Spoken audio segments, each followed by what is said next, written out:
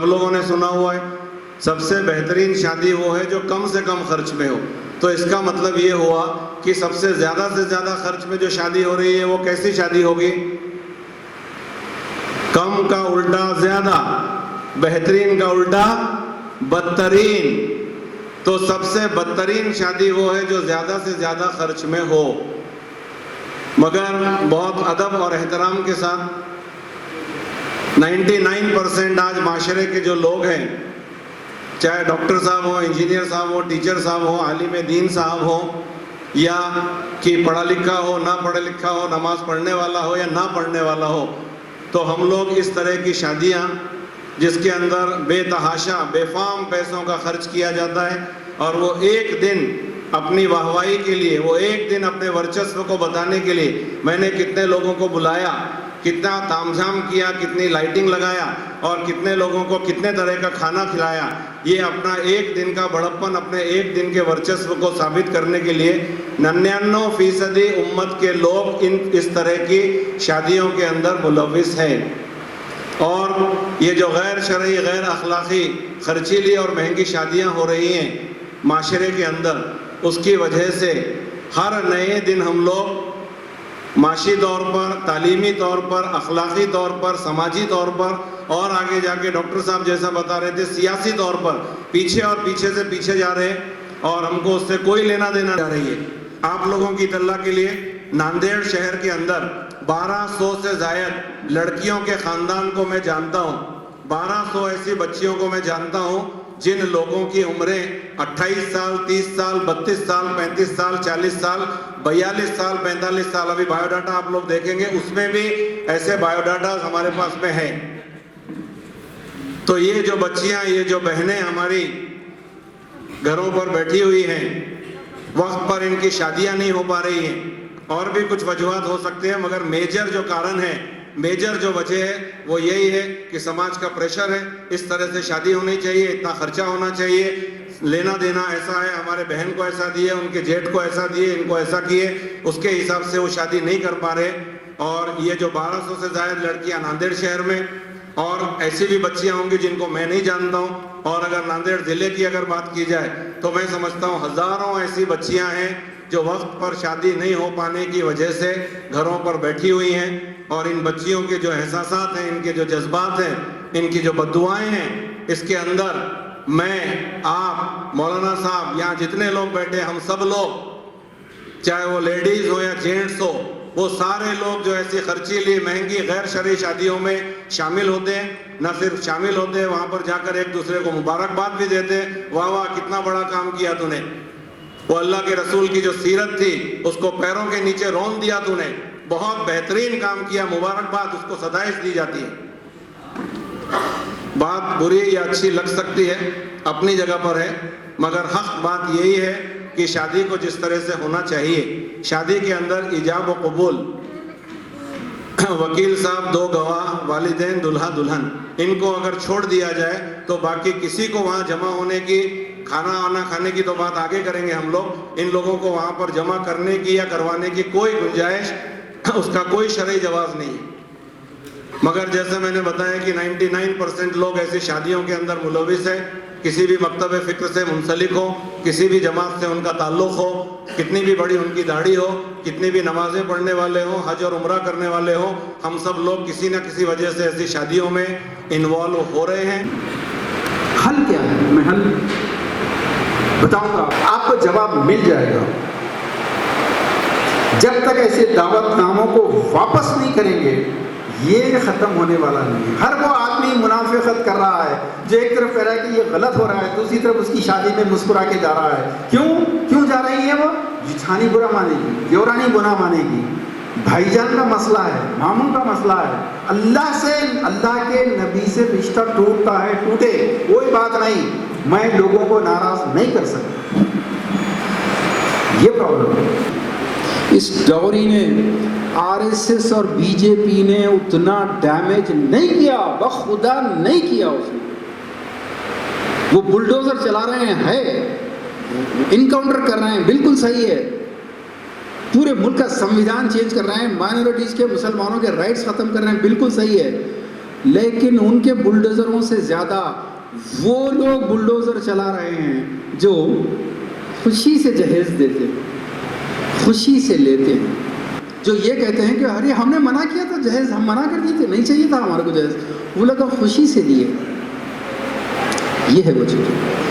تو پھر وہی سوال، کیا اللہ کے نبی صلی اللہ علیہ وسلم کی سنت شادی میں اس کی اتباع فرض ہے، سنت ہے، نفل ہے، مستحب ہے، یا کر لیے تو کر لیے نہیں تو کوئی بات نہیں؟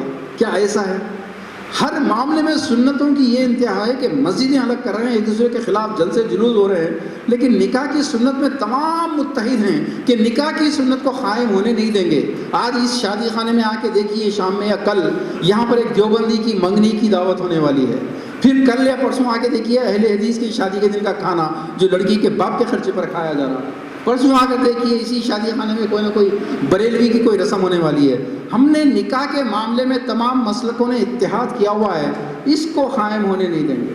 عقیدوں کا بگاڑ آیا ہمارے پاس بھی شادی اٹوٹ بندھن، اٹوٹ جنم جنم کا ساتھ. جس گھر میں ڈولی جائے وہاں سے صرف ڈولا اٹھے. عورت کا دماغ بنایا جاتا ہے کہ شوہر اگر ظالم ہو، شرابی ہو، چور ہو، جو بھی ہو، تیرے کو اس کے ساتھ ہی رہنا ہے. منسمرتی کا ایک رول ہے، اگر مرد ایک تھپڑ مارے تو اس کے اس جنم کا ایک پاپ دھل جاتا ہے. اب تھپڑ کھاتے رہے تو روز نہیں، اسلام نے کہا کہ یہ نہیں. خیر ابھی بہت سارے ہیں، میں آخری بات جو ایشوز کی ہے وہ بتاتا ہوں کہ اس سوسائٹی میں کاؤنسلنگ کا شعور نہیں. میکسیمم کاؤنسلنگ یہ ہوتی ہے کہ ہم کسی مولانا کے پاس چلے جاتے ہیں، انہوں مرد کو کہاں عورت کو مارنا چاہیے، کہاں نہیں مارنا چاہیے یہ بتاتے ہیں، طلاق کیسا دینا چاہیے یہ بتاتے ہیں، عورت کو یہ بتاتے ہیں کہ دیکھ تیرا مقدر ہی ہے، خدمت کرنا، صبر کرنا، مار کھا کے رہنا. بس ایسا نہیں ہوتا دوستو. کاؤنسلنگ کیا چیز ہے؟ پروفیشنل کاؤنسلنگ آپ یوں سمجھ لیجئے کہ سڑک کے اوپر ٹریفک کے چھوٹے چھوٹے سائنس ہوتے ہیں، معمولی سے رائٹ ٹرن کرو، اسپیڈ بریکر آ رہا ہے، لیفٹ ٹرن آ رہا ہے، سلوپ آ رہا ہے، اتار آ رہا ہے، یہ بہت چھوٹے چھوٹے چیزیں ہوتے ہیں. اسپیڈ بریکر کا ایک سائن ہوتا ہے. وہ آدمی جوانی کے جوش میں جو اسپیڈ بریکرز کی پرواہ نہیں کرتا، کیا ہوتا ہے بیٹا؟ اس کی گاڑی بہت جلدی کریش ہو جاتی ہے. کاؤنسلنگ میں دو ہیں، ایک پری میرج شادی سے پہلے، ایک شادی کے بعد. جو شادی جہیز منگنی کھانوں کے اوپر اینڈ ہوئی ہے اس میں تو پرابلم آنے ہی آنے ہیں، میں اس کی بات نہیں کروں گا. آپ لوگ پری میرج کاؤنسلنگ کے لیے کم از کم زوم پہ ہم سے رابطہ کیجیے. یہاں ناندیڑ میں ہوں گے مجھے پتہ نہیں اگر ہیں، ہمارے یاسین صاحب نے تو کہا ہے کہ وہ ارینجمنٹ کر رہے ہیں. آپ اس ارینجمنٹ کے لیے ٹریننگ فار دا ٹرینرز کے لیے ہم کسی بھی وقت آنے کے لیے تیار ہیں. کیا ہوتا ہے، آپ لوگ عورتیں گواہ ہیں، شادی کے بعد جو مسئلے آتے کئی آتے، عام طور پر عورتیں کیا بولتی ہیں، ای بہن کی بچی سمجھ کے کرے تھے جی، ای بھائی کا بچہ سمجھ کے کرے تھے نا. ایسا ہوتا ہے نا. ارے کیا بول رہا ہوں. اچھا طے کیا کرے تھے شادی کی بات چیت میں؟ کتنے لوگ ہوں گے، کھانا کیا ہوگا، گولڈ کتنا ہوگا، وغیرہ وغیرہ. جو نہیں کرنے کے ہیں وہ طے کرے تھے، اور جو پہلے طے کرنا ہے وہ نہیں کرتے. مہر پہلے طے کرو، اگر مہر ہوگا تو پھر ڈوری ختم ہو جاتی ہے. لیکن شادی سے پہلے کاؤنسلنگ کے لیے لوگ اس لیے نہیں آنا چاہتے کہ ہمارے پاس حیدرآباد میں جو سسٹم ہے، شادی سے پہلے ہم 2000 روپے پر سیشن چارج کرتے ہیں ان کو. پہلے بہت فری میں کرتے تھے، مگر شکریہ بھائی، بہت بہت شکریہ جب سے بولے لوگ. اور جب جھگڑا ہوتا سیدھے پولیس والے کے پاس جا کے وکیل کے پاس 10,000 روپے کی نوٹاں رکھتے. ہم نے کہا کہ نہیں، اس قوم کے ساتھ فری کا کوئی نہیں کرنا. وہاں طریقہ یہ ہے پروفیشنل، لڑکا لڑکی دونوں کے پیرنٹس موجود ہونا. 1 گھنٹہ وہ سیشن، 40 کے 45 کے قریب سوالات ہیں. اب مثال کے طور پر بچہ دبئی کا ہے، بچہ شادی کے بعد دبئی واپس جانے کے بعد بچی کہاں رہیں گی، ایک سوال ہو. اس پہ جھگڑے ہوتے ہیں. بچی کا، بہو کا زیور کس کے پاس رہے گا، ساس کے پاس یا بہو کے پاس؟ کہاں رہنا چاہیے بھائی آپ بولیے؟ कहाँ रहना चाहिए? जेवर।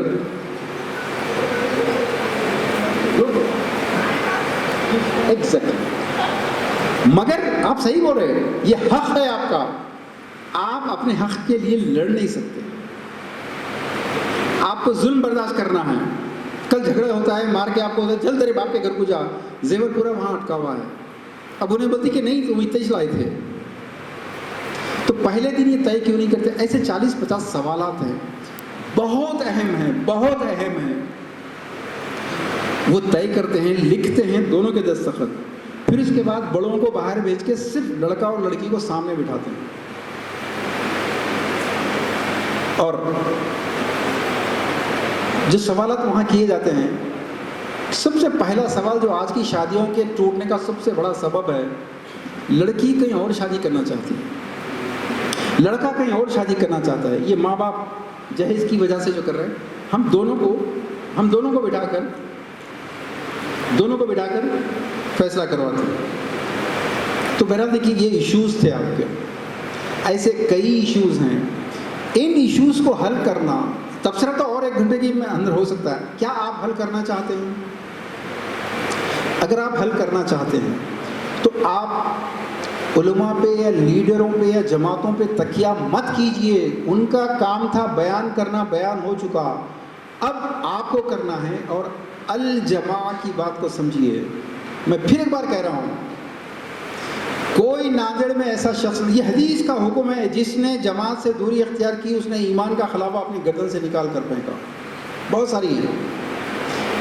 मास से फोर्स बनाइए, मास स्ट्रेंथ बनाइए, तो आपकी दुश्मन पे भी धाक बैठेगी। 85 करोड़ लोग उम्मत मोहम्मदी की उस शरीयत पर पाबंदी देखना चाहते हैं, इस्लाम में दाखिल होने के लिए आज तैयार हैं। सबसे बड़ी रुकावट आप हैं और आप हैं। आपको ऐसी जमात अपने इलाके में, मैं ये नहीं कह रहा हूँ कि मेरी जमात में आओ, MIM में आओ, जमात इस्लामी आओ, PFI में आओ, मैं ये नहीं कह रहा हूँ आपसे। मैं ये कह रहा हूँ कि आपके अपने शहर में ऐसे लोग जो वहाँ के लोकल मसाइल लेकर उठते हैं, यासीन साहब को मैं देख रहा हूँ साल से काम कर रहे हैं और वो इश्यूज़ पे काम कर रहे हैं जिसके ऊपर IQ लेवल जब तक के बेहतर ना हो नहीं समझता कोई। इनका साथ दो ना। अगर पूरे नांदेड़ से सिर्फ 10,000 आदमी इनके साथ लग जाएं, एक हुजूम हो जाए, तो इसकी धाक बैठती है। जमात इस्लामी में जाओ, जमीयत उलमा के अंदर जाओ, MIM के अंदर जाओ, अगर 2 लाख से ज़्यादा मुसलमान हैं तो